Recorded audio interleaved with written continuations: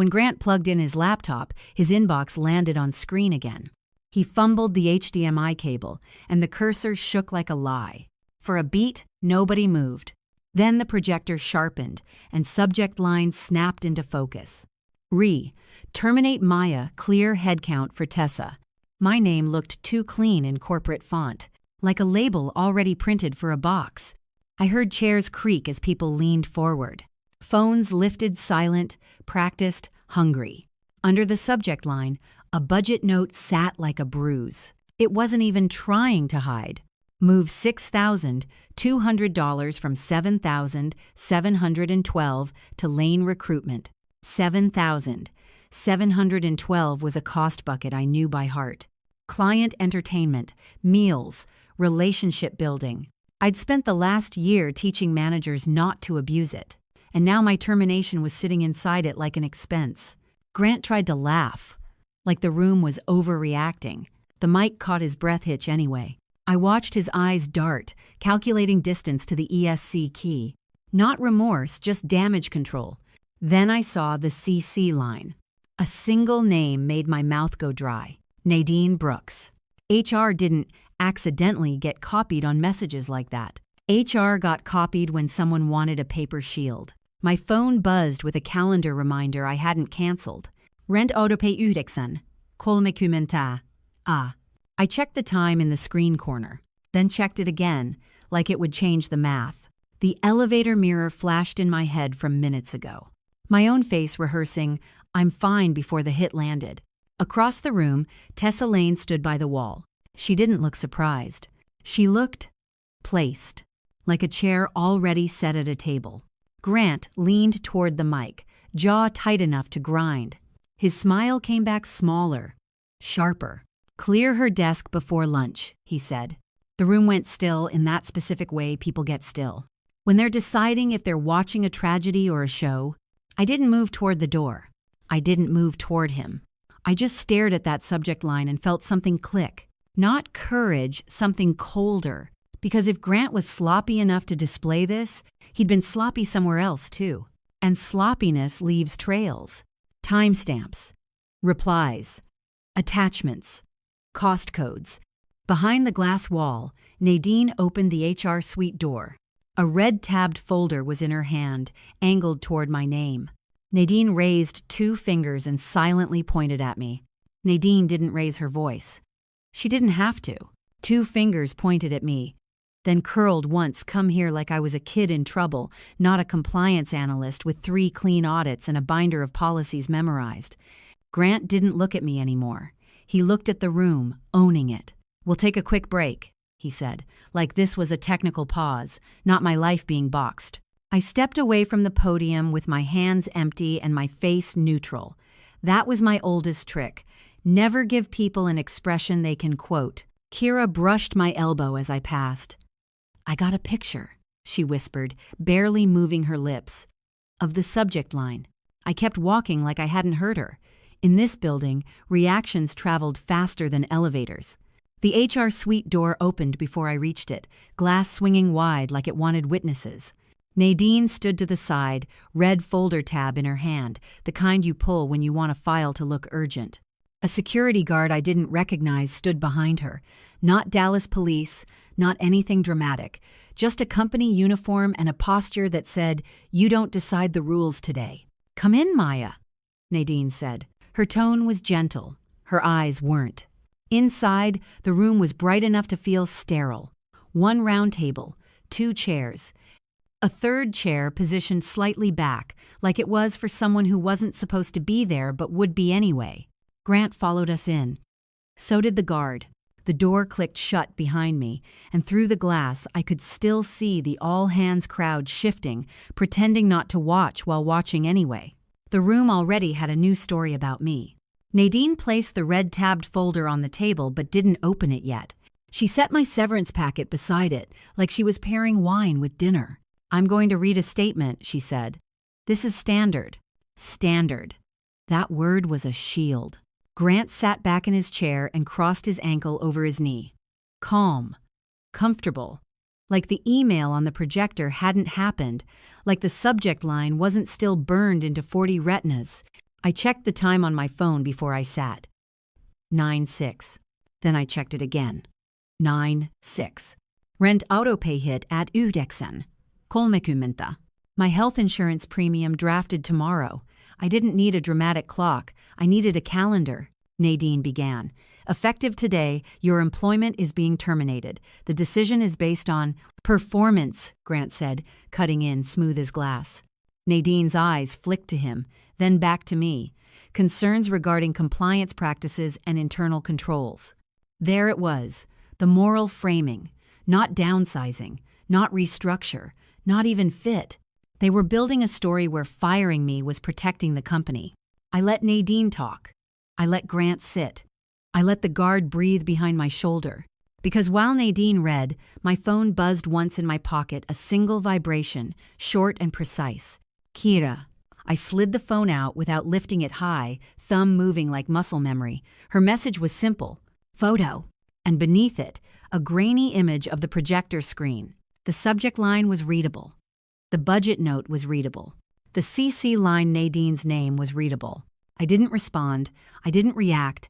I just forwarded it to my personal email with a blank subject, then took a screenshot of the sent confirmation and saved it to a folder I'd already made months ago for policy drafts. Not paranoia. Obit. Nadine paused, watching my hands. You can set the phone down. I'm documenting, I said. Grant leaned forward, finally looking at me directly. Documenting what? Your last day? My throat tightened. I kept my voice level. What's true? For the first time, Grant's calm slipped, just a hairline crack, like he'd assumed I would cry, apologize, bargain anything messy that would make me easier to label.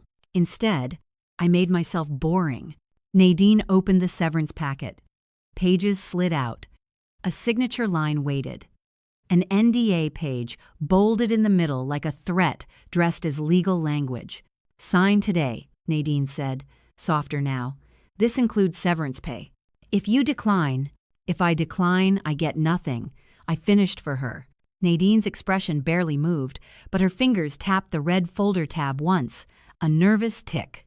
Grant smiled again, small and sharp. You'll be fine, Maya. You're smart. You'll land somewhere else. I wanted to laugh. He'd just accused me of falsifying approvals in front of half the floor, and now he was handing me a compliment like a tip. Outside the glass, someone walked past too slowly. A coworker pretending to head to the restroom. A witness collecting details. I looked at the NDA, then at the guard, then at Nadine. I'm not signing anything today, I said. Nadine's breath caught quick, involuntary. Maya. Email me the packet, I added, from your account. With the time. Grant's jaw tightened. You don't get to make demands. I met his eyes anyway. Then stop copying HR on your plans. That did it. Grant stood, fast enough to scrape the chair. Omar. He called toward the door, like he'd been waiting for a cue. The door opened, and Omar Singh stepped in holding a company laptop cart, eyes down, face tight, rule follower caught between policy and pressure. He didn't look at me. He looked at the equipment. It's here to collect your devices, Nadine said, voice back to standard. I watched Omar's hands hover over my work laptop like it was already dead. I decided to keep my proof where they couldn't reach. Omar lifted my laptop lid, and the screen lit up with an email draft titled Preservation Request, already addressed to legal. Omar lifted my laptop lid, and the screen lit up bright.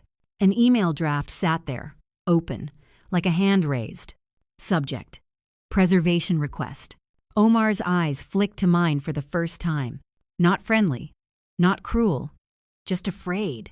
Grant leaned over his shoulder and read it fast. His mouth tightened like he'd bitten a wire. What is this? He asked. It's a draft, I said. Untouched. Unsent. Nadine's pen froze above her packet. The red folder tab on the table looked louder now. Grant laughed once, sharp. You're spiraling, Maya. He said it like diagnosis. Like my instinct to document was the problem, not his email. I checked the time on my phone. 9:11. Then I checked it again. 9:11. Close it, Grant told Omar. Omar's hand hovered over the trackpad, hesitating. His whole job was compliance with rules, not people. "Don't," I said, calm enough to scare myself. "Do not touch my drafts." Grant's eyes narrowed. "Your drafts are company property." Nadine's voice slipped back into that soft HR register. "Maya, please, let's not escalate." Every lie has a timestamp. I looked at the laptop again, memorizing the tiny details. The sender field, the unsent status, the date in the upper corner. Then I looked at Omar. "You saw it," I said, "at 9:11. Omar swallowed. "I didn't," he started. "You did," I said, "and that matters." Grant stood, making the chair legs screech on purpose. He liked loud signals. They trained rooms to obey. "Collect her devices," he said. "Now." Omar pulled the power cord first. The screen went black, like a confession interrupted. He lifted the laptop with both hands and set it on the cart. My work phone followed. Then my badge. Nadine slid the severance packet closer like a consolation prize. "If you sign," she said, "we can provide a neutral reference." He was now too exampless. "To the breast of Nye." Grant leaned in, voice low, intimate in the worst way. "Take the money," he said. "Don't make this uglier." I stared at the signature line. The ink space they wanted me to fill with surrender. They wanted my signature, not my silence. "I'm not signing," I said. Grant's smile turned thin. "Then you're choosing the hard way." Nadine's eyes darted toward the glass wall. Outside, silhouettes moved, slow walkers, careful listeners. She lowered her voice. "We'll email you the separation documents." "From your account," I said, "with the time." Grant exhaled through his nose. "You're unbelievable." "No," I said. "I'm documented." For a second, nobody spoke. The room buzzed with the hum of fluorescent lights and held breath. Then the door opened again. Not for me. Tessa stepped in like she belonged there. She wore a cream blazer that cost more than my grocery budget. "Oh," she said, eyes wide with practiced innocence. "Is this a bad time?" Grant's posture softened instantly, like his spine recognized her. "It's fine," he said. "We're finishing up." Tessa looked at me like I was a stain. Then she glanced at the cart, my laptop, my phone, and smiled. "I'm sorry it didn't work out," she said. I didn't answer. If I spoke, my voice might give her what she wanted. Emotion. Instead, I watched her eyes flick to Nadine's folder. Red tab. My name. Nadine cleared her throat. "Maya, you'll be escorted to collect personal items." Grant added too casually, 10 minutes, then security walks you out. I stood without scraping the chair. Small dignity is still dignity. As I moved toward the door, Omar finally whispered, so low Grant couldn't hear, "Maya, your stuff, anything on that laptop is gone." I paused in the doorway and looked back at him. "I already saved what I needed," I said. Omar's eyes widened a fraction. Not because he knew what I meant, because he realized I might. In the hallway, the office felt louder. People pretended to work while tracking my steps in reflections. The elevator mirror caught me again. My face was pale, but my eyes were steady. I checked the time. 9:18. Then checked it again. 9:18. My phone wasn't in my hand anymore. But my proof was, Kira appeared near the water station like she'd been waiting. Her smile was fake. Her whisper was real. "He told Marcus in finance you were unsafe," she said. "And Maya," she grabbed my wrist lightly. "I heard Tessa already has a badge. Like, from yesterday." My pulse didn't spike. It dropped. Because that wasn't a rumor. That was a log. As the elevator doors closed, Kira mouthed 2 words I couldn't unsee. Backdated offer. The elevator doors opened, and the floor noise hit me. Keyboards, laughter that sounded forced. "My name," whispered. I checked the time on the wall display. See, 9:24. Then checked it again on my wrist. 9:24. Kira walked beside me like a guilty conscience. "I shouldn't have sent that photo," she murmured. "You did the right thing," I said, even if I didn't trust it. Kira's version of help always came with collateral damage. We reached my desk, and the first thing I saw was this.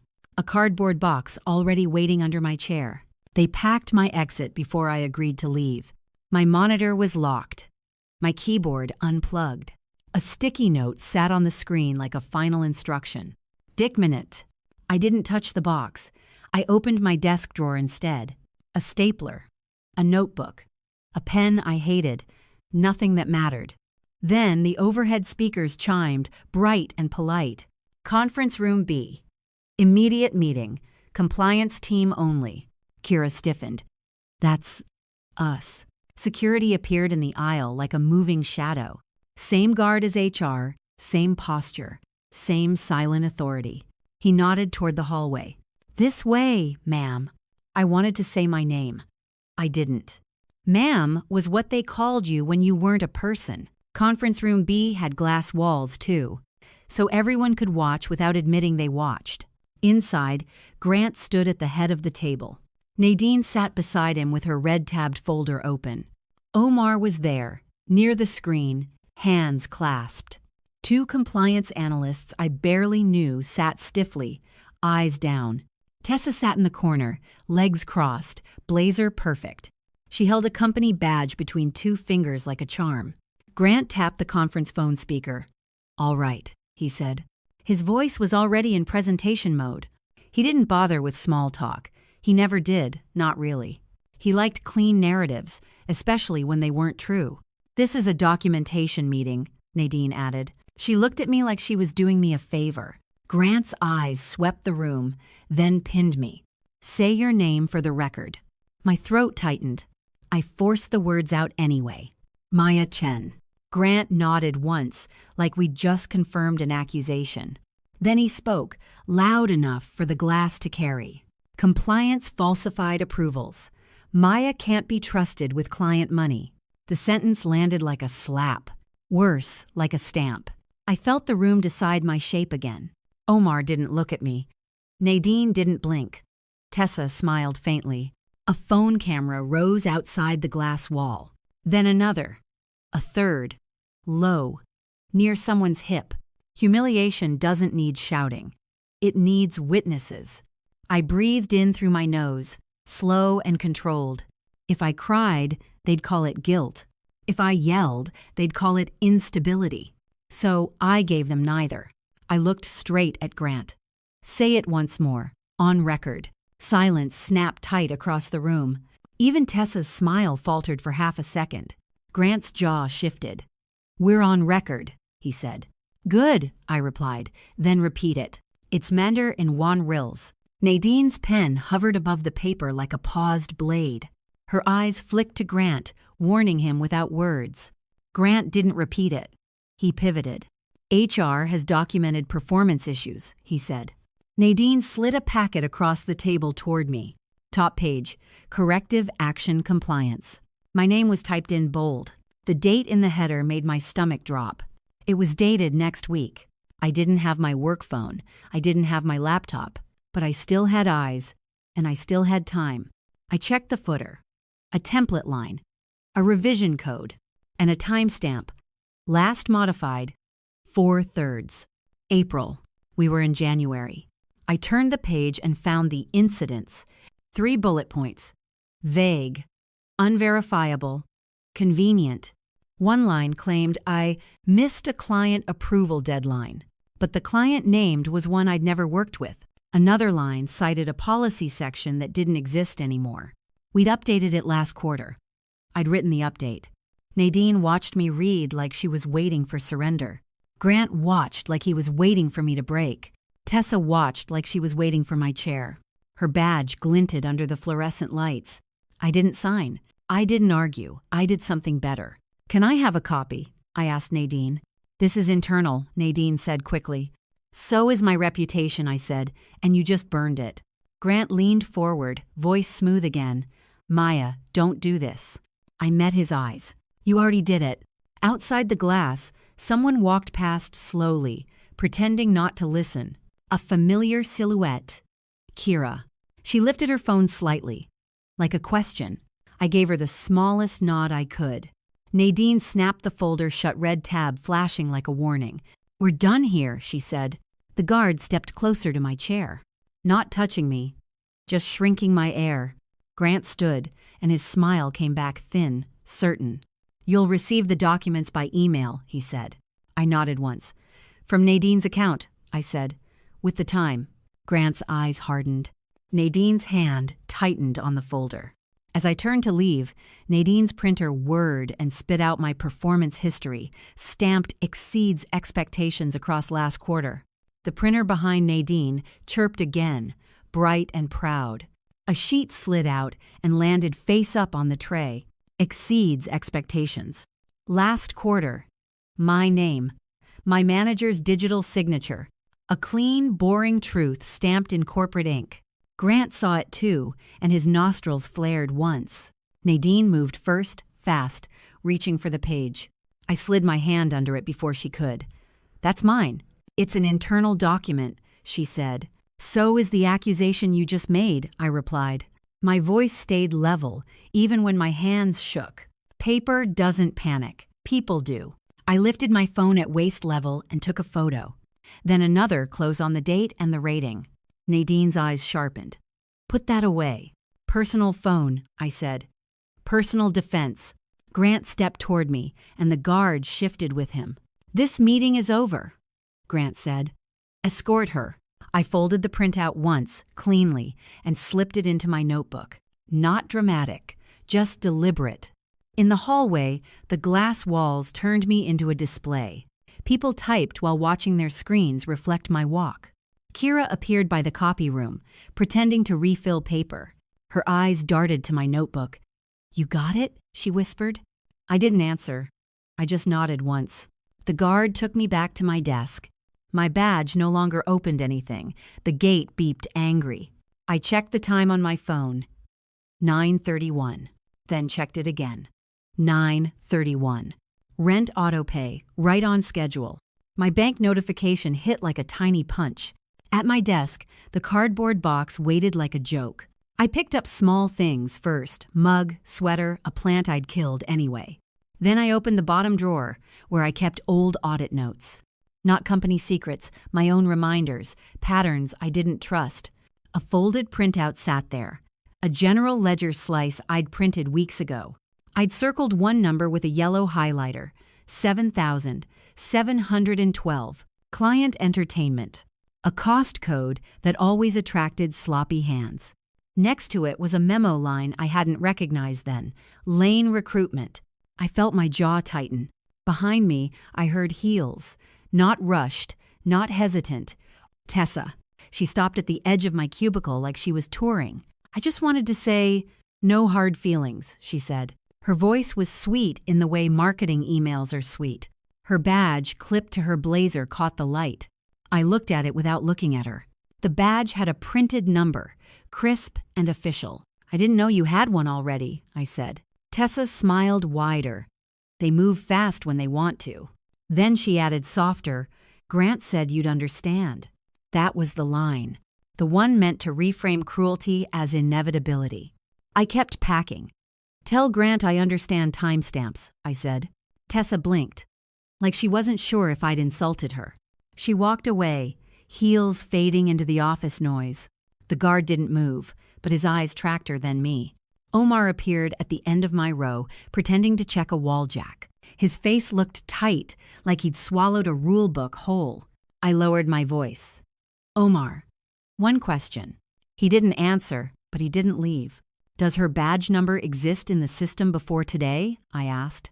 Omar's eyes flicked toward the guard, then back to me. I can't, he began. I'm not asking you to break policy, I said. I'm asking you to remember it. Omar swallowed. Entry logs exist, he whispered. That's all I can say. I nodded once. Thank you. He walked away like the floor was hot. I finished the box, taped it shut with the cheap dispenser. Then I sat in my chair for half a second, just long enough to feel it. The elevator mirror flashed in my mind again. My face, earlier, practicing calm. Now calm wasn't practice. It was a choice. In the lobby, the badge gate rejected me with a harsh beep. The guard swiped his own card to open it. Eyes forward. Outside, the January air felt too bright. I set the box in my trunk and sat in my car. I checked the time. 9:44. Then checked it again. 9:44. My phone pulled in an email notification personal inbox. From Nadine Brooks. Subject, separation documents. My thumb hovered, then tapped. Attached PDFs loaded slowly on cellular, like they were reluctant to exist. The corrective action file name included a date stamp. It read, C.A.M. Chen, 202-60112, FINAL PDF.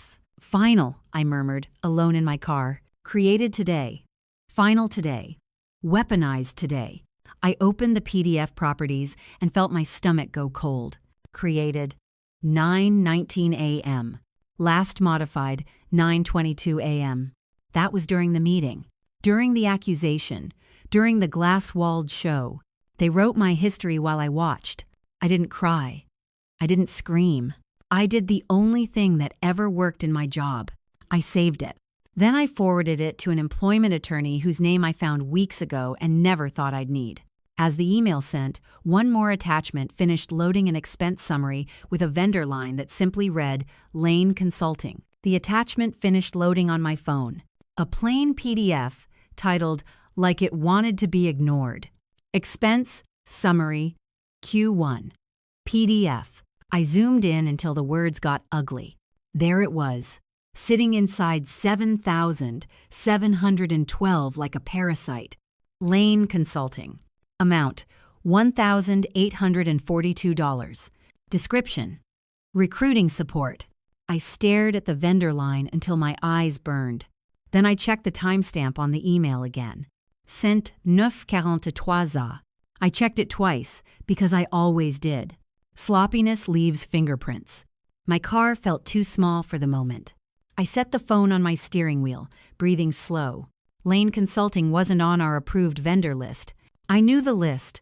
I helped maintain it. If it was real, it should have a W-9, a vendor setup form, a tax ID on file. If it wasn't real, it would still leave tracks. That's how money behaves when it thinks it's clever. I opened my notes app and typed 2 columns. Lane Consulting on the left. Questions on the right. Who created it? When it first appeared, who approved it? Then I did the thing I'd been avoiding for weeks. I didn't call Kira. I didn't call my mom. I searched the state business registry from my phone. Slow signal. Bright sun. My thumb shaking once. I typed Lane Consulting LLC. The first result loaded like a reluctant confession. Entity name. Filing number. Formation date. Formation date. 2 months ago. Not years. Not a real firm. I felt a cold thread pull through my ribs. Then I tapped Details. Registered agent. A name I didn't recognize. Address. A suite number I did, because it was in our building, 3 floors below my office. I swallowed hard and saved the page as a PDF. Then I saved it again, as an image. Double backup, double timestamp. My anxiety finally had a purpose. I clicked Filing History, and my screen filled with dates. Each one a neat little nail. Organizer. A first and last name. Not Tessa's. I stared at it, blinking fast. Like blinking could change what I read. Grant Heller. I said it out loud in my car, barely audible. Grant Heller. My hands went numb against the steering wheel. Not shock exactly clarity, because this wasn't just him making room for her. This was him making money move through her. A girlfriend was the cover. Money was the point. My phone buzzed an unknown number. I let it ring once, then answered anyway. Miss Chen? A man's voice said. Can you speak privately? I'm in my car, I said. This is Daniel Price, he said. Employment attorney.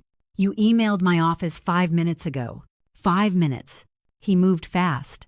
I'm not promising anything, he added, but your attachments, the timing, the subject line, those are not nothing. I stared at the registry PDF on my screen. Daniel, I said. The vendor is tied to him. A pause, short and sharp. Tied how? Lane Consulting LLC, I said. Organizer is Grant Heller. These raft pauses to enclast 80s of uses. Silence again. Different kind this time.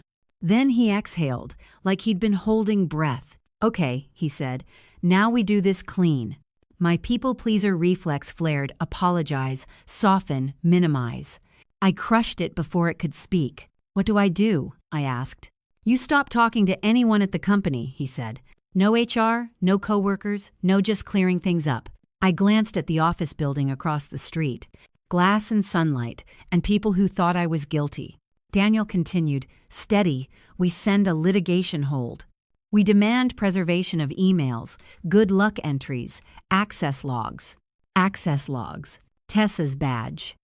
"And the severance?" I asked. "Don't sign," he said. "Not yet. Their NDA is a muzzle, and they know it." I looked at Nadine's email again. The corrective action created during my humiliation. "How do I prove retaliation?" I asked. "You already started," he said. "Because you saved everything. Now we anchor it to dates and policy." Dates. My favorite language. Daniel's voice softened. "Just a degree. Maya, I need you to forward me that registry PDF. Also, the projector photo, if you have it." "I do," I said, thinking of Kira's message. My stomach tightened on her name. "Good," he said, "and one more thing. Do you have any reason to believe HR knew?" I pictured Nadine's name in the CC line, the red tab on her folder, the printer spitting out truth. "Yes," I said, "I do." "Then we include her," he said, "not as a villain, as a witness who doesn't want to be one." My phone buzzed again, this time a text. "Kira, they're telling people you stole money. Grant says legal is handling you." I didn't respond. I just took a screenshot and saved it to my folder. Then I looked back at the registry PDF, at Grant's name, organizer, filing date, address in our building. I checked the timestamp one more time. Then I didn't check it again. When I scrolled lower, the LLC's mailing address resolved, and it matched the address on Grant's HR file. The LLC page sat open on my phone like a bruise I kept pressing. Grant Heller, organizer. Same building, same zip code, same arrogance. Daniel Price called me back an hour later and spoke like he'd already started building a case in his head. "We're filing a retaliation and wrongful termination claim," he said. "But first, we lock the evidence in place." "What does that mean?" I asked. "It means we force them to stop cleaning up," he replied. "A litigation hold, preservation, email, good luck, access logs." Access logs. Tessa's badge. Kira's whispered from yesterday. I checked the time on my stove clock. 1:12 p.m. Then checked it again on my phone. 1:12. Daniel's email hit my inbox while we were still on the call. He'd already drafted it, crisp and boring the way serious things should be. 2. Company Legal, HR, Nadine Brooks, IT, Omar Singh. Subject, litigation hold Maya Chen. A list followed specific enough to make someone sweat. Email threads referencing terminate, headcount, Tessa, Lane, and 7,712. General ledger entries and vendor setup documentation for Lane Consulting. HR performance records, creation, modification metadata, templates used.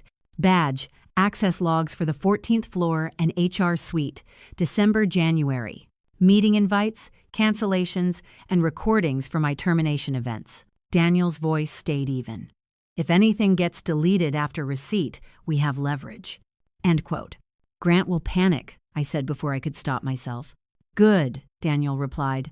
"Panic makes mistakes. Mistakes make proof." I stared at the line that mentioned badge logs, the one that didn't feel like a request. It felt like a trap door. Truth doesn't argue. It timestamps. 2 hours later, Kira texted me again. "They're saying you failed an audit. Grant told finance you forged approvals." People believe him. Maya. I didn't respond. I screenshot it and saved it in the same folder as my PDF properties and the registry page. Same routine, same calm. Daniel had told me to stop talking to anyone at the company. Kira wasn't the company in her mind, but gossip didn't care about organizational charts. Instead of answering her, I forwarded the screenshots to Daniel. He replied with 2 words, "Keep saving." That night, I didn't sleep much. Not because I was spiraling, but because my brain kept replaying the projector screen. That subject line. Nadine's name in the CC line. The way Grant said, clear her desk before lunch, like it was a cleaning task. In my apartment elevator, the mirror caught me again. Same navy blouse draped over a chair at home, same neat hair pulled back out of habit. Only my eyes looked different. Less fix it. More prove it. The next morning, Daniel called me at 2 a.m. They responded, he said. My stomach tightened. HR? Legal, he answered. Short message. Too short. Is Cannovation willed? I heard him scroll. We deny wrongdoing. We will preserve relevant materials. Relevant, I repeated. That's a word with a knife in it. Yes, Daniel said, and it's why we stay precise.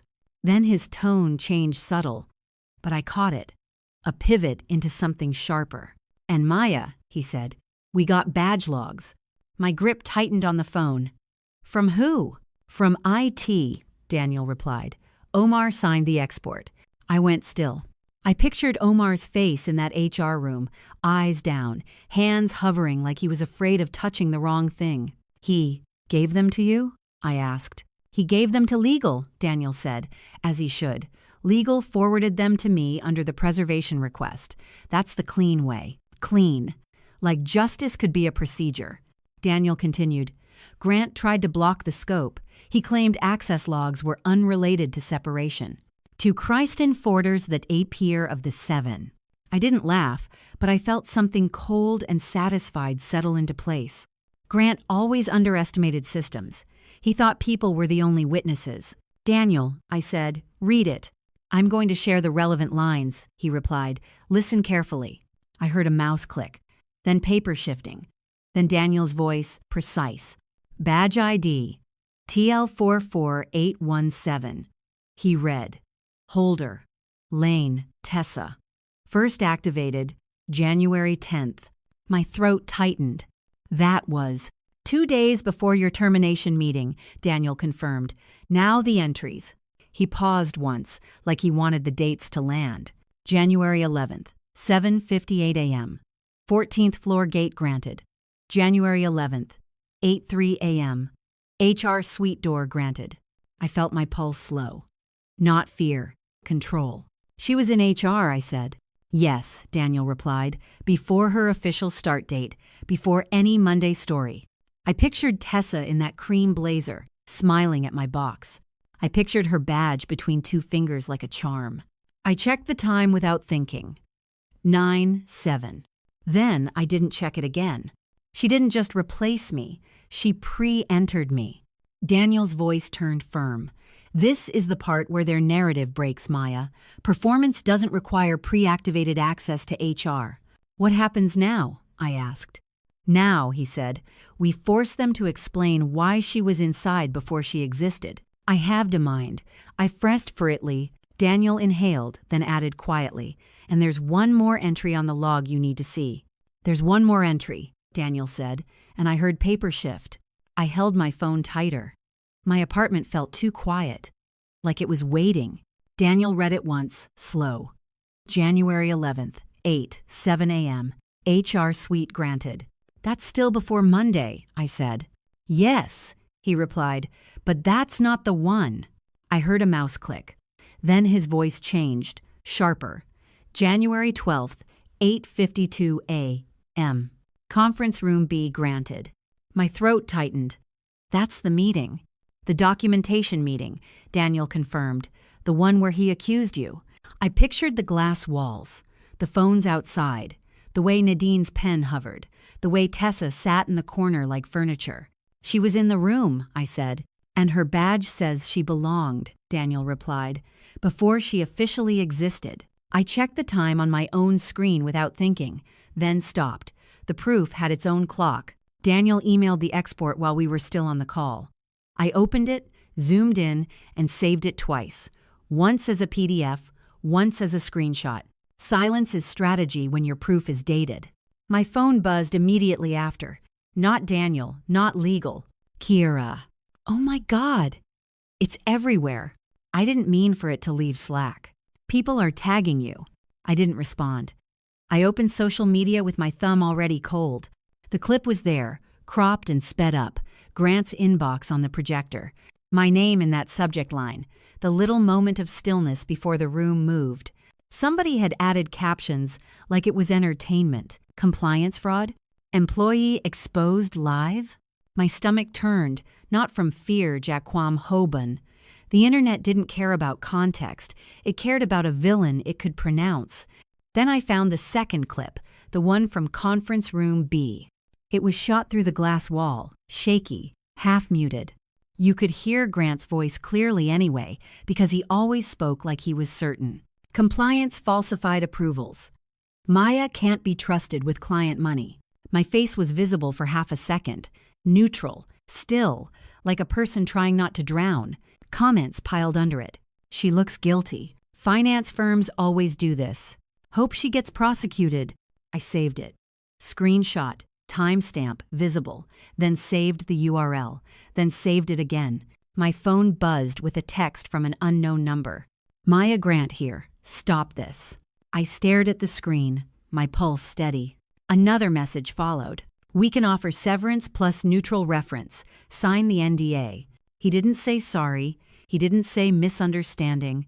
He said stop, like I was the problem he could control with a document. I forwarded the text to Daniel without replying. Daniel called within minutes. Do not answer him, he said. Not once. He's trying to corner me, I said. He's trying to create a record, Daniel corrected. One where you look unstable. I glanced back at the clip and felt the humiliation tighten in my chest, then loosen. Because humiliation was loud, proof was quiet. Kira called. I let it ring twice, then answered, because ignoring her didn't stop the leak. Maya, I'm sorry, she blurted. I sent the projector photo to my friend just to ask, like, is this bad? And then it became content. I finished. I didn't know, she said, voice cracking. Grant is blaming you. HR is saying you stole money. People are saying you're a criminal. I looked at my saved badge log again. Tessa's ID, the dates, the door names. The system didn't gossip. It recorded. Kira, I said quietly, did you post anything yourself? No, she snapped. Then softer, I swear. But someone screenshotted my screenshot. That's what happens, I said. Screenshots don't have loyalty. Actually today, she made a small sound like she wanted me to comfort her. I didn't. Not because I was cruel, because I couldn't afford to be soft in the wrong direction. Daniel says don't talk, I told her. Not to anyone. Not in DMs. Not in comments. But your name, she started. My name is already out, I said. Now I let the document speak. I hung up and opened my policy drafts folder. It didn't look dramatic. It looked boring, which is what wins in court. Projector subject line photo. HR PDF properties. Performance review with exceeds expectations. LLC registry with Grant's name. Badge logs with Tessa inside HR and conference room B. I added one more note at the top, like a headline I could breathe under. The internet is a courtroom with no judge. Then my doorbell rang. Not a friendly knock. Not a neighbor. A firm, official tap that landed in 3 beats. When I opened the door, a courier held out an envelope marked Certified Legal Notice with my name printed cleanly on the front. The courier didn't step inside. He held the envelope like it was contagious. Sign here, he said, eyes already drifting away. I signed with 2 fingers, clean and small. When the door shut, my apartment went quiet again. The envelope was thick, official, and heavier than paper. I checked the time on my phone, 3:18 p.m. Then I forced myself not to check it again. I tore it open carefully, like evidence deserved manners. Inside was a notice with a case number at the top. A court date makes rumors shrink. Daniel's name was on the header, too. Filed yesterday, set for next week. I stared at the docket number until it felt real. Then I saved a photo of it, front and back. The notice smelled like toner, just like the office. Only this time, the paper wasn't theirs.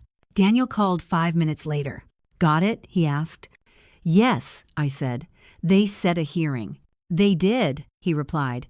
And they're going to posture. What do I bring? I asked. A binder, he said, tabbed, dated, boring. He emailed me an exhibit list template. I printed it and watched my home printer whir. Exhibit A, projector photo, subject line, CC line. Exhibit B, HR PDF metadata, created during the meeting. Exhibit C, performance review exceeds expectations. Exhibit D, Texas registry page for Lane Consulting. Exhibit E, badge log export with door entries.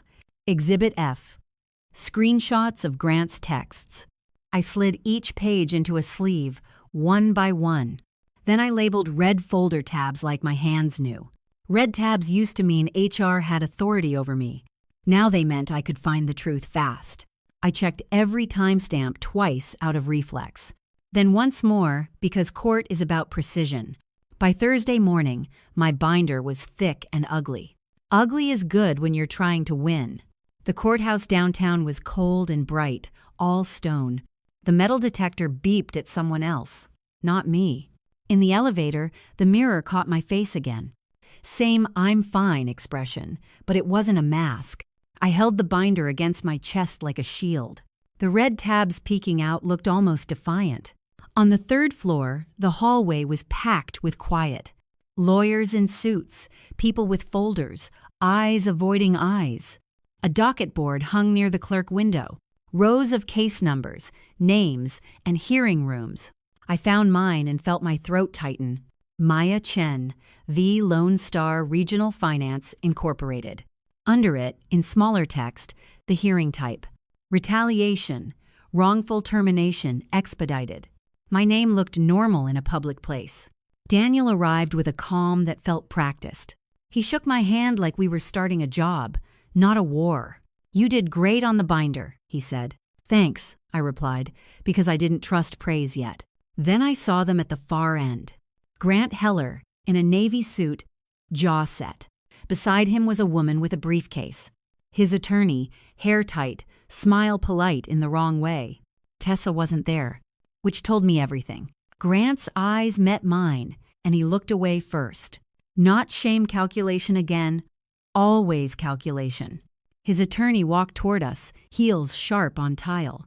"Miss Chen," she said, "we'd like to resolve this amicably." Daniel's smile didn't reach his eyes. "We're happy to discuss settlement after the record's clear," he said. She tilted her head, as if concerned for me. "Your client's social media presence has been disruptive." I almost laughed, but I didn't. The clip wasn't disruptive. It was defamation.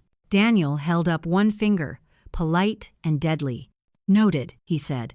"We'll address their public statements in court." Grant stepped closer, voice low. "Maya, you're making a mistake." I looked at him. "Steady. You made the mistake on the projector," I said. His attorney's smile tightened. "We maintain this was a mutual separation." Daniel nodded once. "Great," he said. "Then you won't mind explaining Exhibit A." I opened my binder without flourish.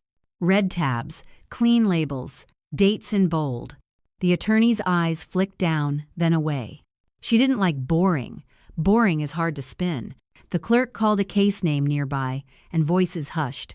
The hallway felt like a church built for consequences. Daniel leaned toward me, barely moving his lips. When the judge asks, answer short and factual. I nodded. My hands didn't shake this time. I stopped being afraid of my own voice. A court officer opened the hearing room door. The air inside smelled like old paper and disinfectant. He called our case number into the hall. Grant's shoulders squared like he was ready to perform. Daniel touched my elbow, guiding me forward. "Time to put them under oath," he whispered. As we stepped inside, I saw Nadine already seated, holding a red-tabbed folder that matched mine. Inside the hearing room, the air felt thinner, like every breath had to be earned. A court reporter sat angled toward the front, fingers poised. The judge didn't look up right away. She skimmed a stack of papers like she'd seen this story in 10 different fonts. Grant sat 2 seats away, too upright, suit too perfect. His attorney leaned in close, whispering like the whispers could erase the projector. Nadine sat behind them, red-tabbed folder on her lap, knuckles pale. When our eyes met, she looked down first. Daniel stood when the judge finally lifted her gaze. Your Honor, Daniel Price for the petitioner, Maya Chen. Grant's attorney rose next, Caroline Voss for the respondent. The judge's eyes landed on me. Miss Chen, she said, you're alleging retaliation and wrongful termination. I can too writing. Yes, Your Honor, I answered, short and clean. Based on what? She asked. Daniel's hand rested on my binder for half a second, steadying, not controlling, then he slid it forward. We'll start with Exhibit A. He opened to the first red tab and held up the photo like it was a boring receipt. The judge leaned forward. The room shifted with her. On the page, Grant's inbox on the all-hands projector. Subject line in bold. Terminate Maya, clear headcount for Tessa. And stated. A budget note below it. Move $6,200 from $7,712 to Lane recruitment. And the CC line, quiet, damning Nadine Brooks. Grant's attorney moved fast. Your Honor, this is a screenshot of a screen. It's unreliable. Daniel didn't argue. He stayed boring.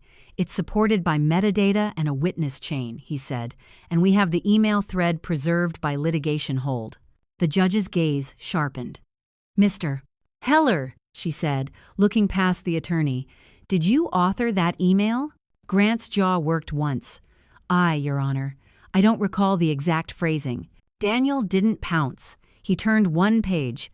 Exhibit B, he said. It was Nadine's corrective action PDF, the one created while I sat in a glass room being accused. Daniel read from the properties page. Created. January 12, 9:19 a.m. Modified. January 12, 9:22 a.m. The judge looked at Nadine. Miss Brooks, were you drafting disciplinary documentation during a termination meeting? Nadine's mouth opened, then closed. Her eyes flicked to Grant, then to the judge. Your Honor, I was finalizing standard materials. Standard, the judge repeated, like she was tasting the word. During the meeting, Nadine's shoulders sank a fraction. Paper doesn't care who outranks you. Grant's attorney tried again. The company had documented concerns. Daniel slid Exhibit C forward. My performance review. Across it, in corporate block letters, exceeds expectations. The judge read silently for a moment. Then she looked at Grant like he'd spilled something on her bench. So, she said, you praised her last quarter and then terminated her this quarter for compliance practices, and the disciplinary document was created mid-meeting. Grant's eyes tightened. Performance can change. Dade Bree. Daniel nodded once. It can, he agreed. But retaliation has patterns. He turned to Exhibit D Texas Registry printout. Lane Consulting, LLC. Organizer, Grant Heller. Address, in our building. Grant's attorney's posture stiffened. Objection relevance. Daniel's tone stayed even. The respondent moved money from cost center 7,712 to Lane Recruitment, he said, and then paid Lane Consulting for recruiting support, a vendor he organized. The judge's gaze didn't leave the page. Mr. Heller, she said, are you financially connected to this vendor? Grant's throat moved. It's Your Honor. It's a separate entity. That's not my question, the judge replied.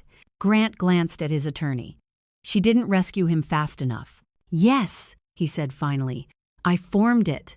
The room went still in a different way than the office. Not gossip still, consequence still. Daniel didn't smile. He turned to Exhibit E badge logs. Tessa Lane, he said, entered the HR suite on January 11th at 8:03 a.m.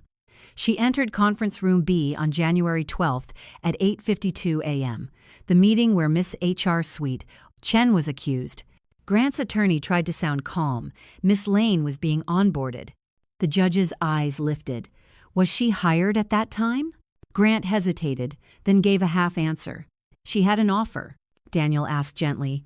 Dated when? Grant's attorney jumped in. We're not here to litigate hiring processes. Daniel finally used the blade he'd been carrying.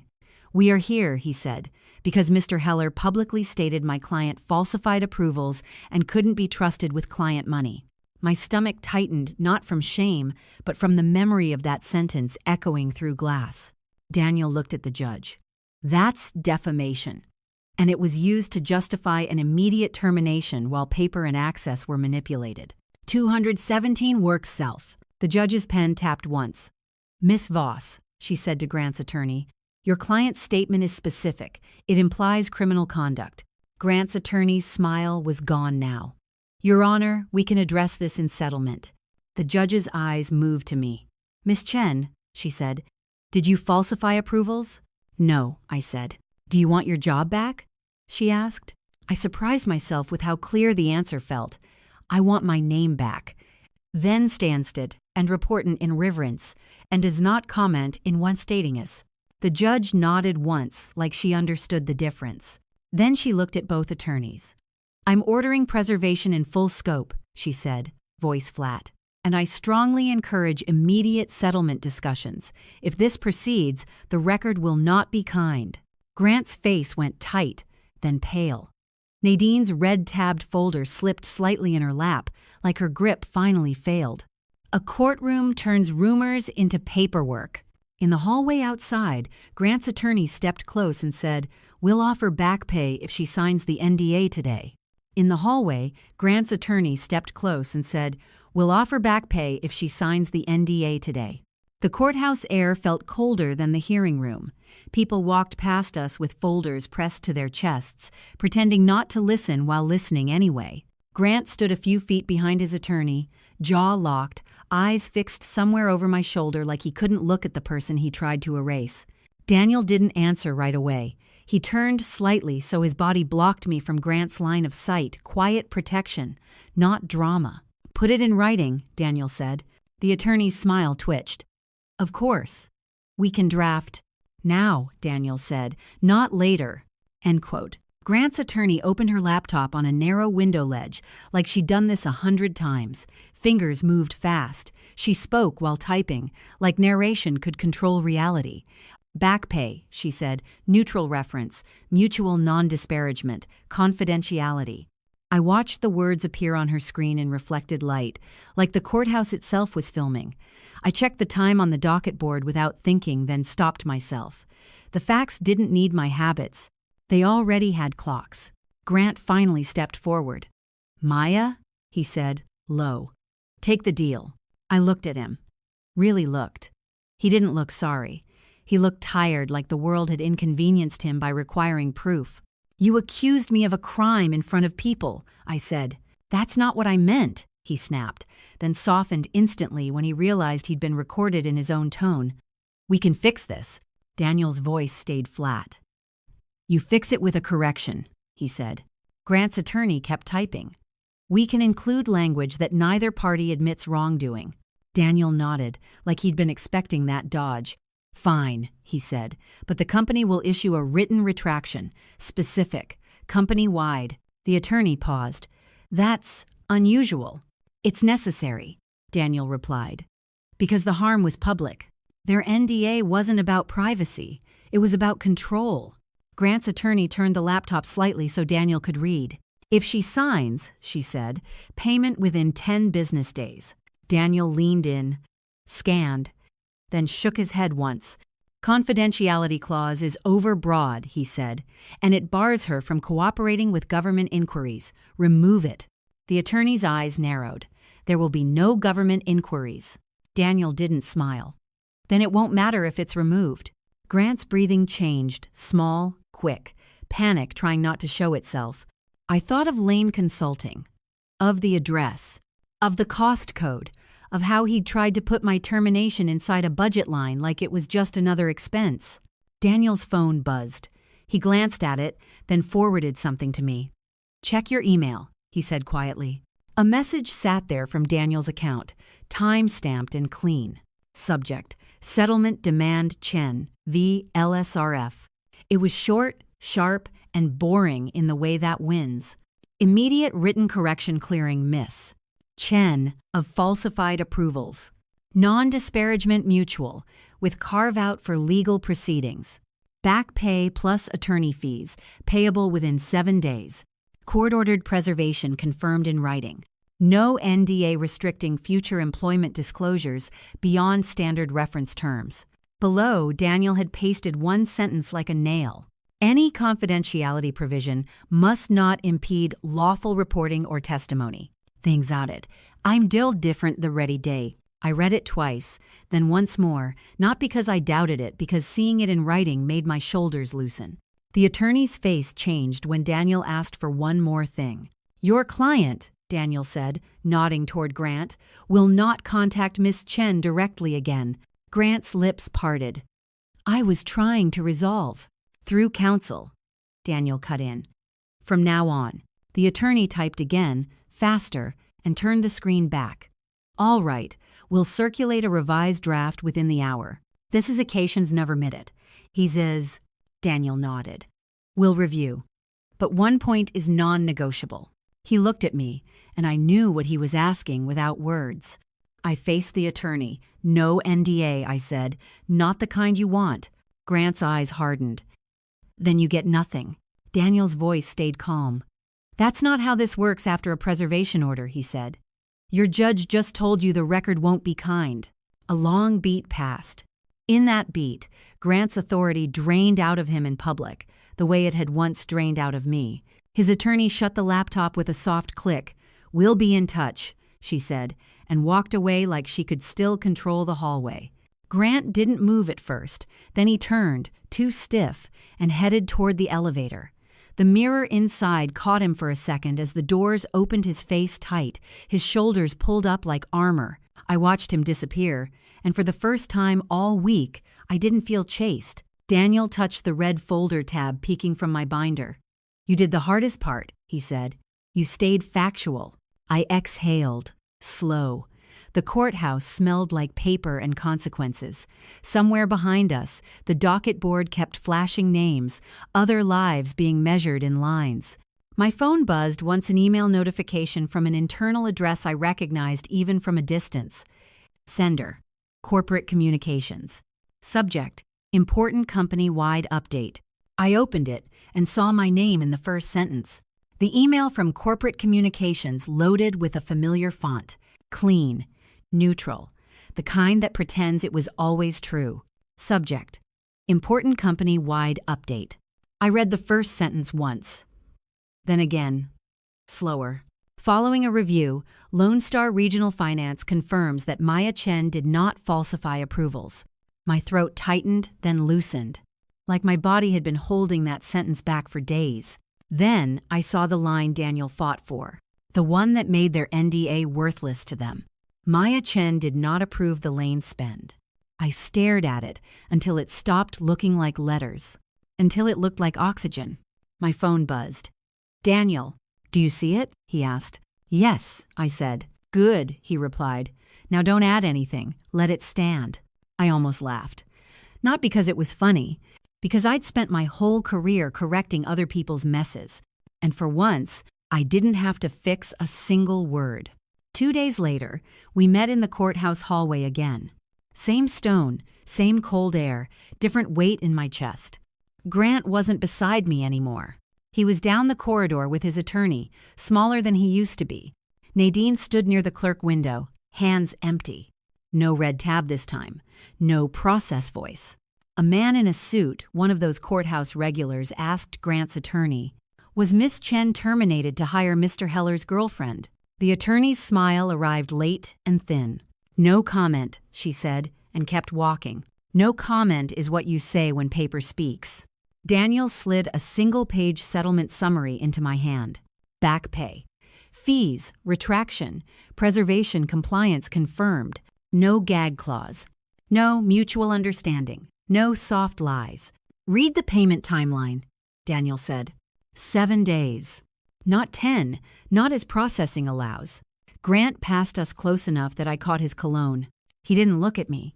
He looked at the floor like it might swallow dates. That night, I opened my banking app at my kitchen table. The screen refreshed, and the number changed. A deposit landed with a description as boring as victory. Settlement payment. Exact to the dollar, Daniel predicted. No missing cents, no administrative delay. I set the phone down and exhaled. My shoulders dropped like they'd been waiting for permission. I made coffee in silence, hands moving on autopilot. The smell rose rich, familiar, not sharp. I took the first sip and paused. No metal taste. No adrenaline. No acid in my throat. Just coffee. My old badge sat on my keyring like a ghost. For a week, I'd left it there, as if it could still open something. I picked up a file box from the closet plain cardboard. Inside were copies, the projector photo, the logs, the registry page. Red tabs marked the truth like arteries. I slid the badge off the keyring slowly. The little plastic clip snapped free with a sound that felt final. I pressed the badge onto the side of the box with tape. Not hidden, not trashed, just placed. A label, not a wound. I looked at the box, then at my hands. For the first time, they didn't feel like they were shaking. Outside, Dallas traffic hummed like it always did. Life didn't pause for justice. But something in me did. I got my name back on paper and in air.